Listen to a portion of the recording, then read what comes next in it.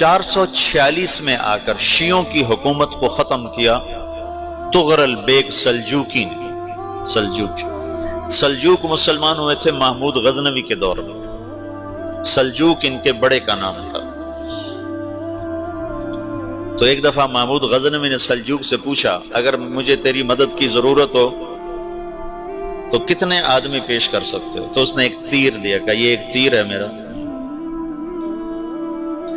کسی کو یہ تیر بھیج کر میرے علاقے میں بھیج دو تو چند گھنٹوں میں 1,00,000 تلواریں تیرا پہرا دینے کے لیے تیار ہوں، میرے پاس اتنی طاقت ہے۔ تو یہ سلجوک کی نسل میں تھا تغرل بیگ۔ اللہ تعالیٰ نے جب عرب زوال کا شکار ہو گئے اور ضعف کا شکار ہو گئے، جیسے بڑھاپے کا کوئی علاج نہیں، جب قوموں پہ زوال آتا ہے تو اس کا بھی کوئی علاج نہیں، پھر اور قوم کو جگہ ملتی ہے۔ جیسے بڑھاپا ایک فرد پہ آتا ہے، ایسے بڑھاپا قوم پہ آتا ہے۔ قوم کا بڑھاپا جوانی میں نہیں لوٹ سکتا، جیسے فرد کا بڑھاپا جوانی کی طرف نہیں لوٹ سکتا، قوم کا بڑھاپا جوانی کی طرف نہیں لوٹ سکتا، کوئی علاج نہیں، نئی نسل کا آنا ہی علاج ہے۔ تو عرب دھل چکے تھے، 600 سال بہت ہوتے ہیں حکومت کو، اپنی صفات گم کر چکے تھے، اب نئے خون کی ضرورت تھی۔ تغرل بیگ پہلا شخص تھا جس نے آ کر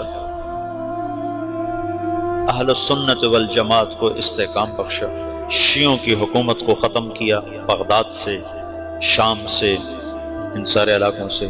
صلاح الدین ایوبی نے اسماعیلی شیعہ کی حکومت کو ختم کیا، مصر۔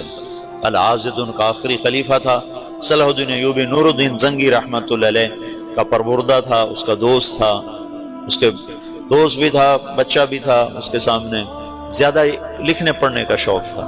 پھر اللہ تعالیٰ نے اس سے کام لیا اور اس کو مصر کا گورنر بنا کے بھیجا، مصر کی مدد کے لیے بھیجا۔ تو وہاں اس نے صلاح الدین ایوبی نے وہاں ختم کیا، تغرل بیگ نے یہاں ختم کیا۔ تو پھر سلجوک جو تھے نا یہ اقتدار میں آئے، ادھر ختم ہو گئی سلطنت بنو عباس کی، مصر ایک چھوٹی سی ترکوں کی سلطنت۔ تو اللہ تعالیٰ پھر مرکزیت کے لیے ایک نظام چلایا، دو لشکر آپس میں لڑ رہے ہیں ایک میدان میں، ایک جنگلی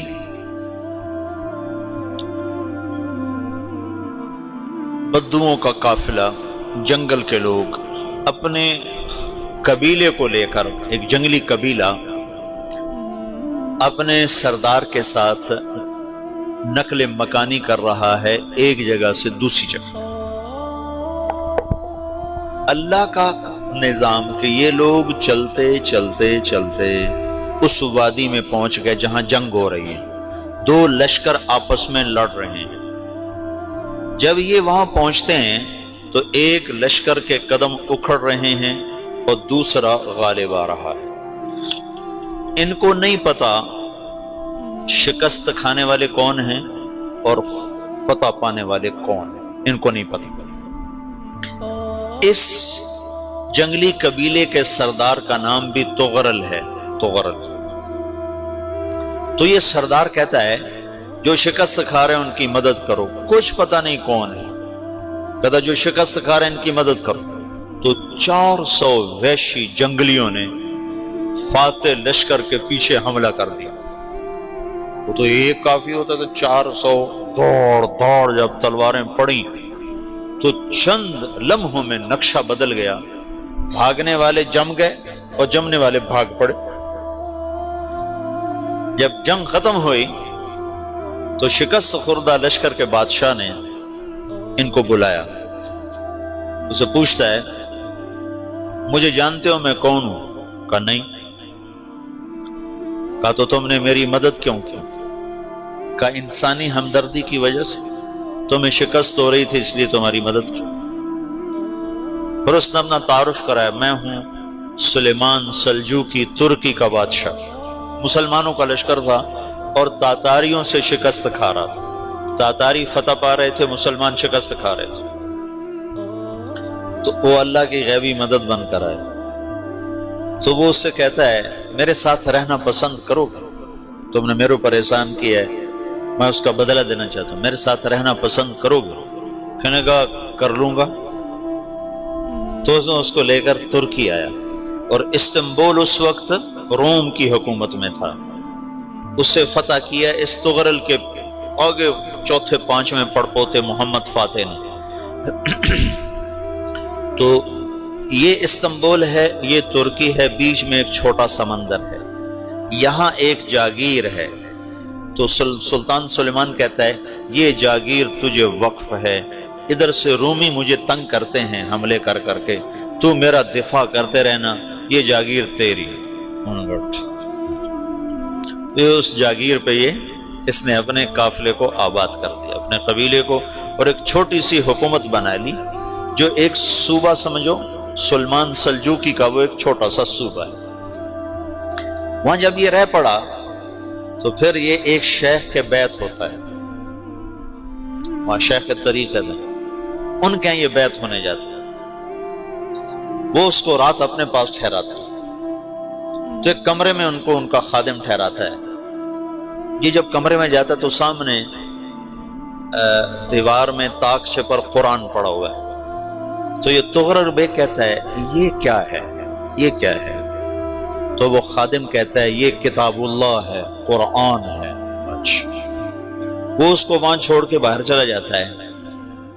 وہ دیہاتی آدمی، جنگل کا رہنے والا، پہلی دفعہ زندگی میں قرآن دیکھا، وہ کہتا ہے یہ قرآن ہے، اللہ کی کتاب ہے، میں اللہ کی کتاب کے سامنے سو جاؤں، کتنی بے ادبی ہے۔ تو اس نے ایسے قرآن اٹھایا اور سر پہ رکھ لیا اور کھڑا ہو گیا، ساری رات قرآن سر پہ رکھ کے کھڑا رہا۔ رات کے پچھلے پہر اس کو خواب آیا، کھڑے کھڑے اس نے دیکھا کہ اس کی پشت سے ایک چاند نکلا اور شیخ کی بیٹی کے سینے میں جا کے اتر گیا۔ پھر اس لڑکی کے سینے سے ایک درخت نکلا جو پھیلتے پھیلتے پھیلتے 3 بر اعظم پہ چھا گیا، افریقہ پر، یورپ پر، ایشیا پر۔ پھر اس کی آنکھ کھل گئی، وہ کھڑا ہوا ہے، تو اس نے صبح یہ خواب اپنے شیخ کو سنایا، تو انہوں نے اپنی بیٹی اس کے نکاح میں دے دی۔ اس بیٹی سے ایک بچہ پیدا ہوا، تغرل بیگ نے اس کا نام رکھا عثمان، عثمانی ترک نام سنا ہوا، جو میں نے کل بتایا تھا کہ 1924 میں وہ خلافت ختم ہوئی۔ تو ایک بیٹا پیدا ہوا عثمان۔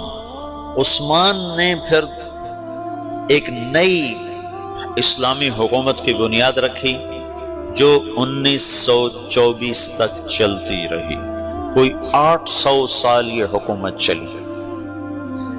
تو حکومت کا شرازہ بکھرا، لیکن پھر جڑ جاتا تھا، اور وہ قرن اول والا جوڑ کبھی نہ پیدا ہوا، ٹکڑے بن گئے۔ ان ٹکڑوں میں اللہ لوگ پیدا کرتا رہا جو دعوت دیتے رہے، دعوت زندہ رہی۔ جو تربیت کا نظام تصوف کے ساتھ تھا، اب وہ تبلیغ کے ساتھ۔